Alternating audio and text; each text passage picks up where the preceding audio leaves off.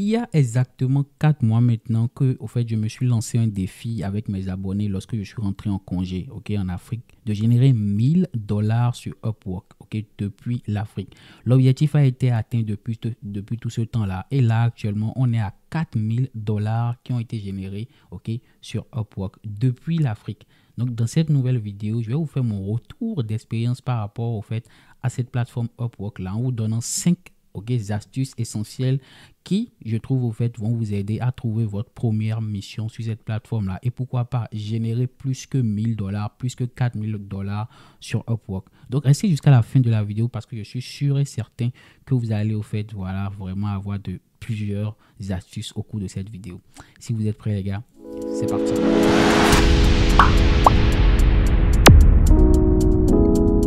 Alors, salut tout le monde et bienvenue sur Jeux-Lab, bienvenue sur cette nouvelle vidéo, première vidéo de l'année 2024, ok? Donc, on commence rapidement en force. L'objectif ici pour moi, comme je l'ai dit, sur cette section sur Jeux-Lab, freelancer en Afrique, c'est de prouver et de montrer avec, au fait, des preuves que c'est possible de générer de tels montants depuis l'Afrique, ok?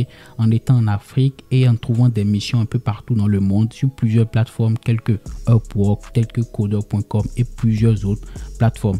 Mais dans cette première vidéo de 2024, l'objectif pour moi c'est de vous partager au fait quelques astuces que je trouve quand même essentielles que vous devez suivre pour dénicher vous-même votre première mission, ok, sur Upwork. Restez jusqu'à la fin, comme je l'ai dit précédemment, j'ai une très bonne proposition pour vous et je suis sûr et certain que vous allez la saisir, ok, si cela vous intéresse.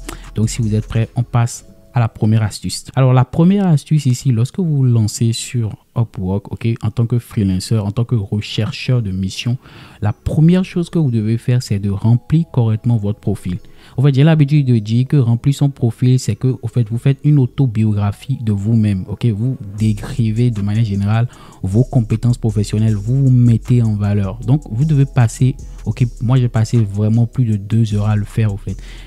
Passer des heures à lister tout ce que vous avez à faire, toute votre expérience professionnelle, ok, étape par étape, ok. Si vous avez déjà eu à faire ça sur LinkedIn par exemple, vous pouvez prendre un copier-coller de ça, ok, en adaptant ça correctement. Donc ici, comme je l'ai dit, prenez du temps parce que c'est votre autobiographie. En réalité, tout client qui vient sur votre profil, vu qu'il ne vous connaît pas du tout, c'est ce que vous allez écrire sur cette partie-là qui va vraiment vous démarquer des autres. Donc, passez du temps à vraiment améliorer votre profil, ok? Ça, c'est la première étape. Passons à la deuxième étape. Alors, la deuxième étape ou la deuxième astuce ici, c'est lorsque vous finissez de remplir correctement votre profil, ok? La deuxième étape, et je tenais quand même à le dire, les gars, c'est de payer des connects. Parce que la plupart, ils n'ont pas envie de le faire. Ils se disent ça ne sert à rien. Mais pour quelqu'un qui est nouveau sur cette plateforme-là, vous ne pouvez pas postuler à une mission comme ça sans avoir des connects. Donc ici, il faudrait de se sacrifier, payer des connects, ok? Payer des connects, par exemple, vous payez 100 connects. Au fait, les connects, pour ceux qui ne le savent pas, ce sont au fait des crédits qui vous permettent de postuler, ok, à des missions. Donc ici, la deuxième étape, les gars, c'est de payer au fait au minimum, disons 50 connects et commencer par postuler à des missions. Donc, on est à l'étape 2. Vous avez payé vos connects. Passons maintenant à l'étape 3 qui est au fait la partie où on passe à la chasse. On passe à la chasse des missions. Alors, la troisième étape ici, comme je l'ai dit, c'est de passer à la chasse des missions. Donc, quand je dis chasse des missions, c'est que vous avez des compétences à vendre. Si vous êtes bon en développement d'applications, en fonction des technologies que vous utilisez, vous devez obligatoirement au fait chercher au fait des missions qui aussi sont liées à ça pour être vraiment compétent dans le projet que vous allez trouver. Maintenant, on est à l'étape où vous avez trouvé, ok, vous avez trouvé le projet. Comment postuler à ce projet-là? Et c'est là que va au fait naître vraiment la partie, ok, dragage. Quand il dit dragage, c'est-à-dire vous devez au fait flirter avec le client. Donc flirter avec le client dans le sens où vous devez au fait convaincre le client de pouvoir vous choisir. Donc qui dit ça, qui dit cela au fait dit que vous devez au fait mettre en avant vos points clés. C'est-à-dire, je prends un exemple simple, vous avez trouvé un client qui veut développer une application ERP.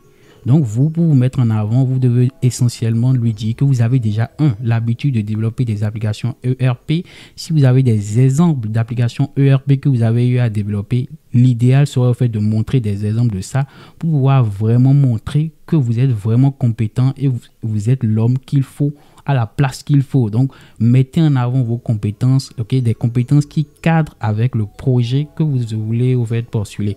C'est très, très important. Donc, la troisième astuce ici, c'est de prendre le temps de vraiment rédiger quelque chose au fait d'attrayant, montrant votre compétence dans le projet du client. Donc ici, et c'est ce que je vais vous montrer au fur et à mesure après, comment au fait, au fur et à mesure, j'ai convaincu ces clients-là que voilà, j'ai l'expérience qu'il faut pour pouvoir réaliser leur projet. Ça, c'est la troisième astuce, ok? La quatrième astuce, et ça c'est très important, c'est de fidéliser le client. En réalité, comme je l'ai dit, moi j'ai généré $4 000 sur Upwork, mais je ne l'ai pas généré avec 5-6 clients. Ça a été exactement 2 clients qui m'ont généré cette somme-là. Et tenez-vous bien, c'est pas au fait des clients avec qui j'ai eu à bosser à temps plein. Ok, donc je tenais quand même à le dire. Donc ici, faites tout pour fidéliser le client. Donc quand on dit fidéliser le client, c'est que fournissez des services de qualité. Soyez au fait à l'écoute, ok? Quand il a besoin de quelque chose, essayez de répondre rapidement. Ne prenez pas du temps, 1 heure, 2 heures pour répondre à des questions assez simples, ok? Soyez toujours au fait bienveillant, c'est-à-dire mettez-vous à la place du client parce que moi, par exemple, mon client spécifique, c'est un client qui a un business. Ce business lui permet de générer quand même un certain montant et on ne peut pas se permettre au fait que le projet, c'est-à-dire l'application bug. Donc mettez-vous à la place du client, mettez en place des astuces nécessaires pour que le client au fait ne soit pas bloqué avec ses clients à lui. Donc un client satisfait vous permet de trouver plusieurs autres clients, ok, à l'écoute. Et c'était mon cas parce que une fois que j'ai satisfait ce client là, il m'a recontacté pour d'autres missions et ainsi de suite. Donc la quatrième astuce ici, c'est de fidéliser le client. Qui dit fidéliser le client dit produire quelque chose de qualité. Qui dit fidéliser le client dit être à l'écoute. Qui dit fidéliser le client dit produire au fait des trucs vraiment, ok, irréprochables. Et ça passe par l'expérience, la maîtrise et surtout, ok, l'empathie. Donc ça, c'est la quatrième astuce. La cinquième astuce ici, c'est de répliquer l'opération. C'est-à-dire, vous avez un client qui est satisfait. Ok, c'est parfait. Ne le laissez surtout pas partir comme ça. Demandez-lui de donner des avis en commentaire de la mission. Qu'est-ce qu'il a pensé de votre mission? Qu'est-ce qu'il vous recommande? Ainsi de suite. Et surtout, demandez-lui s'il y a des personnes dans son domaine qui ont besoin d'un tel service. Et au fur et à mesure, vous grandissez votre réseau et au fur et à mesure, vous trouvez des missions. Voilà un peu les 5 astuces nécessaires. Il y en a plusieurs autres, mais je trouve que déjà avec ces 5-là, on est bien parti pour déjà trouver ses premières missions. Donc, je récapitule un peu. Première étape, créer votre profil solide. Deuxième étape, payer des connects. Troisième étape, postuler à des missions, ok, en flirtant, c'est-à-dire en montrant essentiellement vos compétences, en montrant que vous êtes l'homme de la situation, ok. Quatrième étape ici, c'est de vraiment fidéliser le client en lui montrant que vous êtes la personne qu'il faut, ainsi de suite, fournir des produits de qualité, fournir des logiciels de qualité dans mon cas, ok. Simplement, faites un service irréprochable. Ça, c'est la quatrième étape. Et la cinquième étape ici, c'est de demander des recommandations. Ne le laissez surtout pas partir comme ça. Demandez-lui qu'est-ce qu'il a pensé de votre prestation en commentaire et tout ça. Et c'est ça qui va vous permettre au fur et à mesure de trouver d'autres missions, ok, d'autres clients qui ne vont même pas hésiter à vous appeler pour vous proposer des projets. Et ça, c'est par exemple, c'est mon cas. Donc, c'est ce qui a amené à générer $4 000 sur Upwork. Simplement. Voilà un peu. Donc, comme je l'ai dit, nous sommes à la fin de la vidéo et je tenais quand même à dire que je suis à la 3e édition de Freelancer en Afrique. L'objectif pour moi, comme vous le savez, pour la 2e édition, c'était de pouvoir au fait former des jeunes, ok, compétents dans n'importe quel domaine de l'informatique surtout, ok, à trouver des missions spécialement sur Upwork. Dans cette édition-là, je partage mon expérience. Je montre au fur et à mesure les astuces que j'ai suivies pour trouver des missions. Et tenez-vous bien, je vous aide au fait à trouver votre première mission. Si vous ne trouvez pas votre première mission, alors vous allez travailler avec moi. C'est-à-dire, je vais vous brancher, je vais vous connecter à des projets sur lesquels je travaille actuellement. Si c'est un truc qui t'intéresse, en commentaire, tu trouveras un lien, ok, tu auras un questionnaire à remplir.